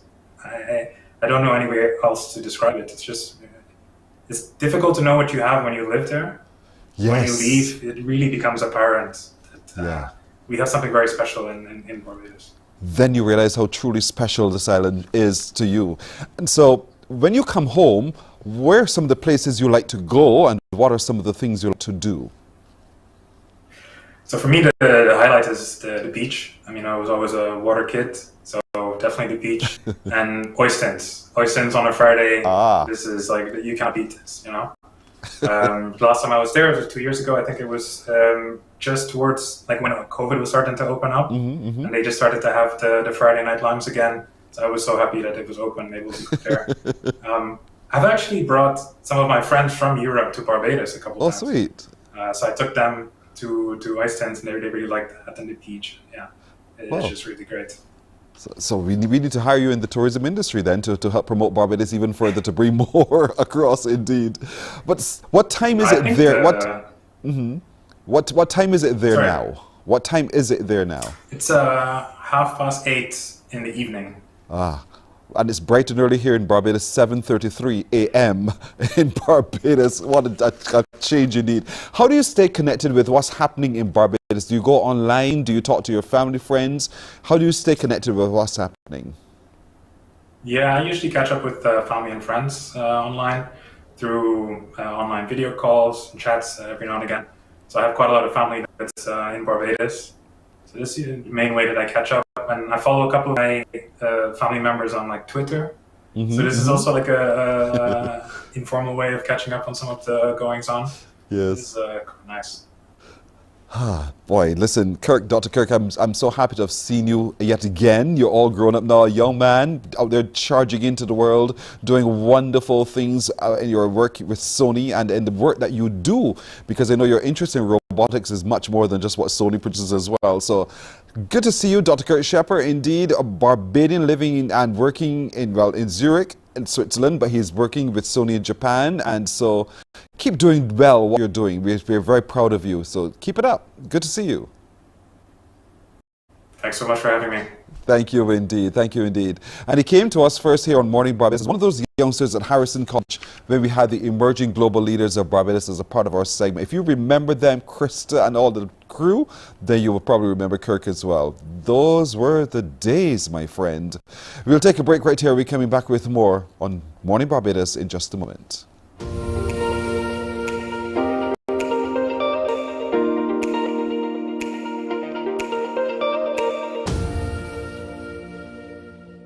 Morning, morning, morning. Good morning. Good morning to you. Enjoy movies, soaps, drama, comedy, inspiration, education, music, and more. You get it all when you get MCTV, because MCTV gives you more. Some ask, what makes Barbados so special? We at Mornin Barbados say it's you, our exceptional youth. You are talented, resilient, and inspirational. You are the epitome of the Barbadian spirit, testing the boundaries of your creativity. If you are an entrepreneur, artist, baker, designer, author, or have done anything you think should be highlighted, email us at morninbarbados@cbc.bb. Let us show the world our exceptional Bajan youth. Books open your heart, your mind, and your Morning, morning, morning. Good morning. Good morning to you. 23 minutes now to the hour of 8 o'clock. We got news and information in our newsroom about some industrial action at the Transport Board, how it's impacting commuters. And so with reports of workers there at the state-owned Transport Board on strike at this hour, private operators of public service vehicles say they're ready to fill the void in the transport sector and move commuters to and from their respective destinations. CBC News understands that the stoppage stems from working conditions, supersession issues, among other items. And so Director of Communications and Public Affairs of the Alliance Workers of Public Transport, Mark Haynes, has been telling CBC News that minibuses and ZR operators are already out in their numbers on the various routes. Take a listen. We are prepared to move the nation's commuters safely as possible and getting it to the various places of work and so on, because people are depending heavily on this mode of transportation, and to have them displaced at this time will not be the best way for workers and so on, and you do not want people to get to work late and things of this nature. But we are very much prepared to take up the slack. So that's Mark Haynes of AOPT. As we just shared with you, the word is that there has been some industrial action at the state-owned Transport Board where workers have downed tools, complaining of working conditions, supersession issues, among other things. We'll continue to monitor this and bring you further updates as they come to hand. So continue listening to our radio stations, 98.1 The One, 94.7 FM and 100.7 FM. The next newscast there is at 8 o'clock. Of course, we'll be breaking in regular programming as it warrants to bring you further updates on what's happening. But the minibuses and ZR operators are already out in numbers to be able to move people across the island where they need to go and when they need to do so. So we'll keep monitoring and we'll bring you further details as they come to hand. All right. Time for us now to do some unscrambling of letters. I hope you had a wonderful weekend. You've rested your brain and you are ready to chug along with me. So are you ready? Are you ready to unscramble some letters and unscramble some words? Let's go, everybody. anybody, remember the numbers to call are 228-5562 or 228-5563. 228-5562 or 228-5563. The first one is on your screen, Drone W. That's not the word here. That's not the word, Drone W. So call me now, spin it around, toss it around, juggle it up, throw the letters in the air and see where they land. And maybe you can find the word. So call me now, 228-5562 or 228-5563. Let the little ones, before they head out the door to school, let them call too. Want to hear from them, your creativity. So create for me the words you see using the letters on your screen. Good morning. Hello. Morning, Pearson. Hi, how are you? I good. What about Wonderful you? to hear you. I am good too. Thank you for asking. Sweet Ron's, right? Please. All So the Sweet way. Ron's, what's the word? You know that boy went down to the sea and drowned? For true? Yeah. D-R-O-W-N-E-D. You, she right? D-R-O-W-N-E-D. But that's not the word you're looking for? That's the word you're looking for, but I see drowned. What do you want? But you are so right. According to old people. I have to pick this piece of paper up. So, you know D-R-O-W-N-E. No. Ain't drowned. No, it can't be drowned. Can't be drowned. You know why, Sweet Rons? There's only one D. You need two to be drowned. Oh. Look at how you dragged me into that with you. I can't believe I allowed myself. I allowed myself. There you are, much drowned. It ain't drowned. It ain't drowned. Thank you. Here. Look, I went with her. Imagine that, Pearson boy, and don't do that again. 228-5562 or 228-5563. It is not drowned. So tell me now what you think it is. 228-5562 or 63. Good morning. Hello. Good morning. Hi, how are you? How are you? Oh, I'm doing well. Thank you for asking. How are you? I'm well, thank you. Thank you. Who's calling? Wonder? No. Who's calling? This is What? Beverly. Hi, Beverly. So, Beverly, you're asking me a question. I'm asking you the The word is question. wonder. You're absolutely certain? Absolutely certain. Are you sure? W-O-N-D-E-R. And isn't there a letter missing from your spelling? No. Spell it again. W-O-N-D-E-R. And you're sure you have all the letters in there? Absolutely. All right, Beverly. You're right, Beverly. Thank you. Here. All right, Beverly. Beverly is right. It is indeed wonder. Wonder is the word. That's the word. New word, new chance for you. 228-5562 or 228-5563. Don't forget, I have to show you something where this little boy cried. And you might cry too. 228-5562 or 228-5563. Mem Mount. Ha ha ha. Mem Mount. Can you work out this one now? Look at this one. Work this one out. Sort it out and let me know the word you can make with these letters are all scrambled. What word can you make? Mem Mount. Well, we're getting word into my ear to tell me that as a consequence of the stoppage by the workers of the Transport Board that schools are closed. We'll get more details. Schools are closed, so those of you who would have had your little ones heading out to take public transport, I'm now being told that schools are closed today owing to the work stoppage by the state-owned Transport Board over conditions, working conditions and thoughts of supersession and the like. So, we're going to scramble some more?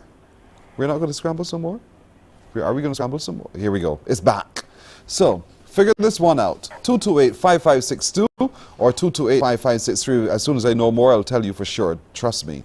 228-5562 or 63. Good morning. Hello. Good morning. Hello. Hi. How are you? Blessed and highly favored. How are you? Oh, I am well. I'm blessed and highly favored as well. Who's Hey. calling? This is Kathy from St. George. Hello, Kathy from St. George. And you're doing well today because you're blessed and highly favored, Kathy of St. George. All the time. You're always blessed and highly favored? Always. So you don't get upset over nothing? But then it passed. It would just go. So in other words, from time to time, yeah, some things make you mad, but then it passes, right? Oh, yes. Oh, yes. Because he gives you the peace that passeth all understanding. Inner peace, yeah. There you go, Kathy. Don't make me preach, girl. So, Kathy, I'm saying where again? I'm seeing monument. You're seeing? Monument. Monument. M-O-N-U-M-E-N-T.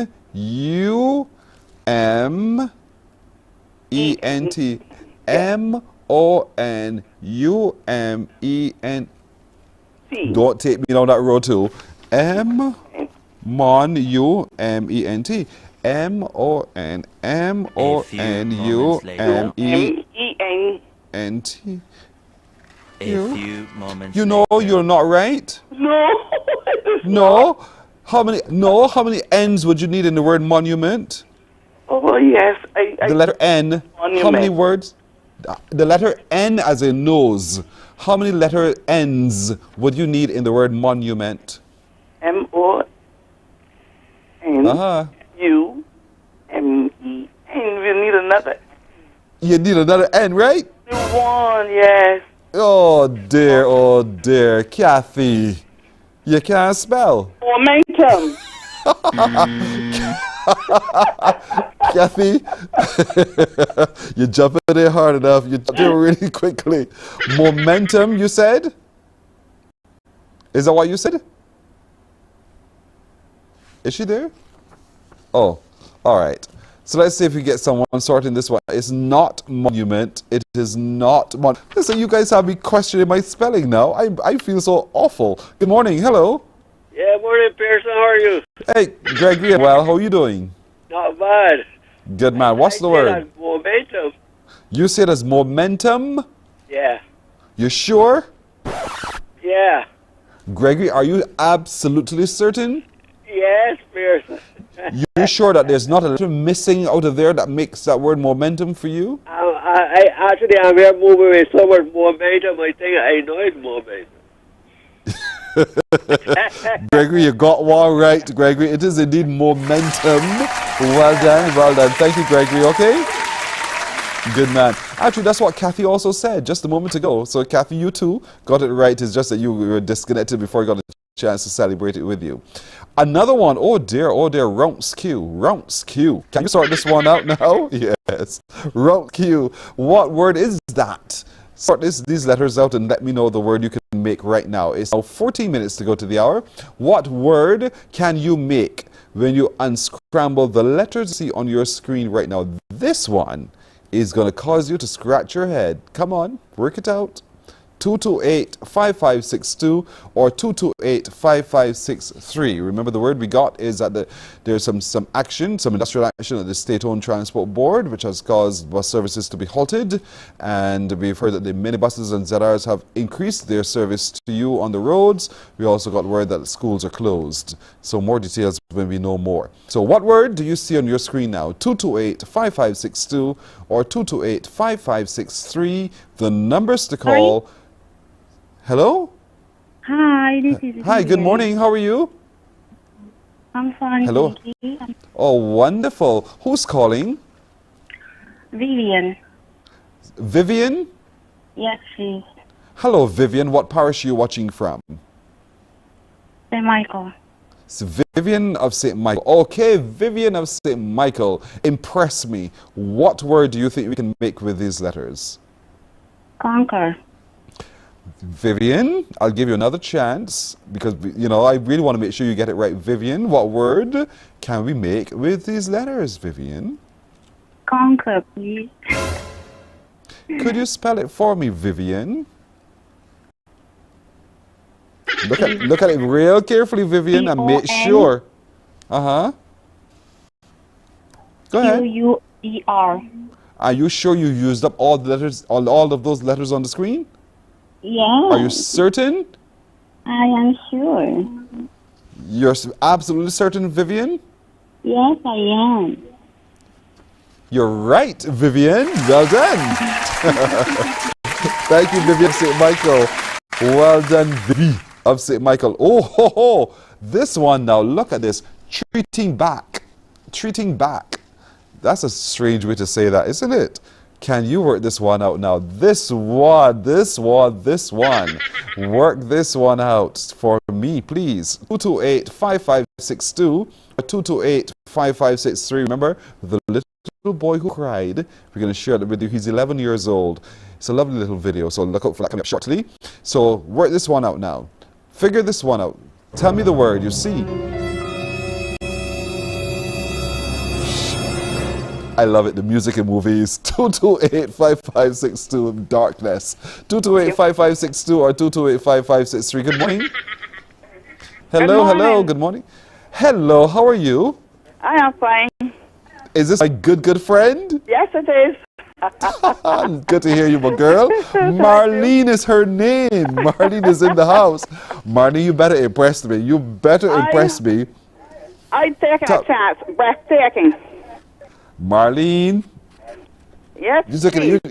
You're taking a chance for real, girl. You're really taking a chance, but you're right. Well done, Marlene. Thank you. Okay, thank you. You're welcome. Marlene is absolutely right. Breathtaking.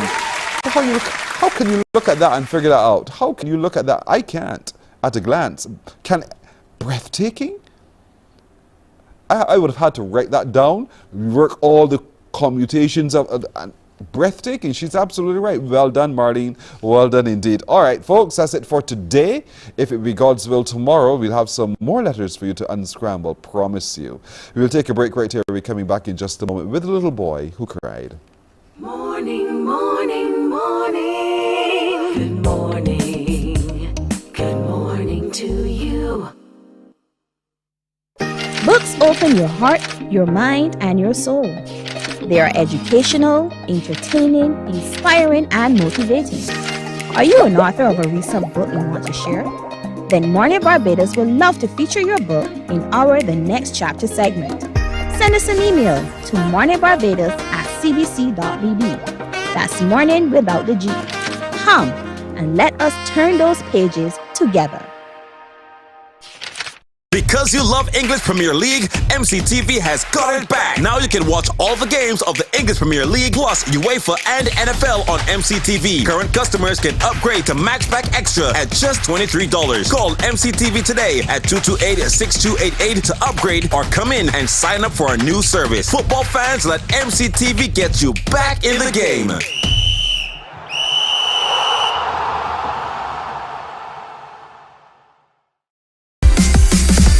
While you go about your business, we go about our business, and that is gathering the news. Stay up to date at CBC News Barbados on Facebook, Instagram, and Twitter. Get news update on radio throughout the day, and join us for the CBC News Night at 7 every night. CBC News team is on the job and bringing you the news. Morning, morning, morning. Good morning. Good morning to you. We are 8 minutes now to go to the hour of 8 o'clock. I told you the little boy who cried. Well, there's a little 11, I call him little, he's 11 years old. His name is Mackay Sheffield. Mackay Sheffield had the moment of his life when he saw for the very first time his mother in her wedding dress. Look at his reaction. Take a look. Oh, amazing. You ready to walk me down the aisle? Think you can do it? You gonna cry? You need a napkin? Me and my mom have been through quite a bit together. Yeah, give her a hug. All of those moments just played in my mind. Happy tears? Promise? You promise? And I was like, wow, we've really been through a lot. And now we're finally here.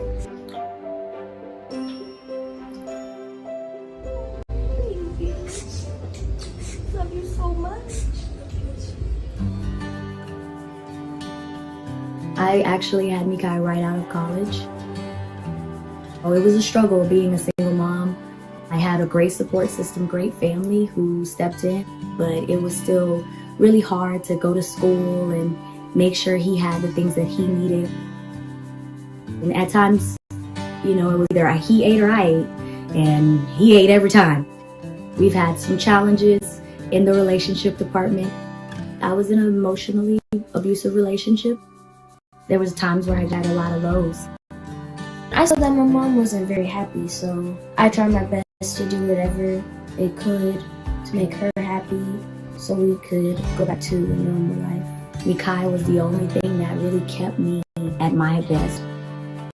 I tried to spend more time with her, trying to do more things for her, like helping her around the house and cooking and all this stuff that will help her feel like less stress was on her back. I really say a lot of the times that he saved my life. You know, he's one of the main reasons why I worked so hard to give him whatever I could, if I could. I met Jeff. We've been together almost 2 years. Jeff met Mikai when he was right before his 10th birthday. I was very protective of Mikai. I was not wanting to expose him to really anyone at that time. I wanted to make sure that if I entered into a new relationship that he was going to be someone who was going to love my son as if it was his own son. He didn't meet him right away, but then he had an opportunity to come over and meet him. I was a little hesitant because of the last relationship. I was more so trying not to get attached. Watching him interact with Mikai, he is very, very outgoing and very outspoken. Mikai is a little bit more introverted, so it helped bring Mikai out of his shell for sure. He was very nice to my mom, he was very nice to me. So then I started opening up my shell a little bit and then kept on being there for me, coming to my birthday parties, doing all this nice stuff for me. And then my shell finally opened up. I kind of knew that he was the one at that point.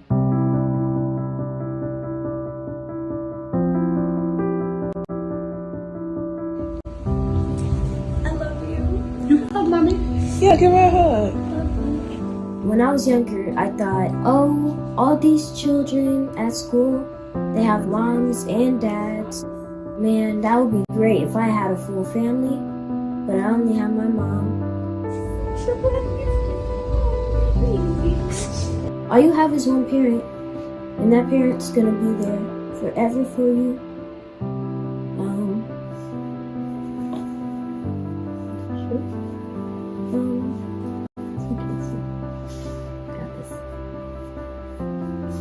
And for everybody that only has one parent, I just want them to know that you might not have one parent forever. And if you think of it as different, that's okay. It's okay to have a different family. You don't have to be like everybody else.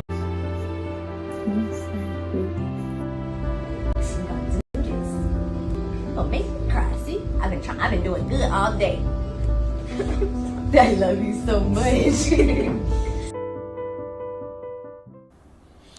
Oh, I had to swallow a few times. I had to swallow deeply a few times. Honestly, you know that emotion that overwhelms you? That little boy is such an interesting young man indeed. And it's so good to know that he has that wonderful relationship with his mother and that he is there for her as she has been for him as well. So well done to little Mackay. His name is Mackay Sheffield, 11 years old. He cried the day he saw his mother in her wedding dress because it was just joy beyond compare. That coming into his life too was the man who would eventually become his stepfather. She having been in an abusive relationship, caring for that little boy all his life indeed alone. And now here it is, another happy moment indeed. So little Mackay, well done. Very proud of you. You're growing into a wonderful young man and you just keep focused. I hope there's a message in there for some other youngster who's watching, who finds himself perhaps in a situation similar to look to see there's joy at the end of it all if you just persist and do the right thing. Now this Saturday gone, there was a wonderful birthday celebration by the Queen of Culpeper. The Queen of Culpeper, the one and only Movell Jordan, marked another milestone on Errol Barrow Day. And there she is in black by the Most Honorable Dame Sandra Mason, President of Barbados. And she had a great opportunity, a great big party. Nadia went. I didn't get to go. There's Nadia, my producer, hugging the Queen of Culpeper, Miss Movell Jordan, at her birthday celebration on Saturday. And so, Movell, from all of us here at Morning Barbados, we send our love and we wish you the best as you continue your journey through life. But happy birthday indeed to you. It's good to see you had all of your friends and your loved ones close by indeed. So well done, Movell. Continue being the Queen of Culpeper. Well, that's it for today, everybody. We thank you so much for joining us today. We look forward to seeing you again tomorrow. And I'm Pearson Bowen for the crew. To each of you, good morning. We'll see you soon. Bye-bye. Wake up, wake up, wake up, wake up. Barbados, get up. Good morning.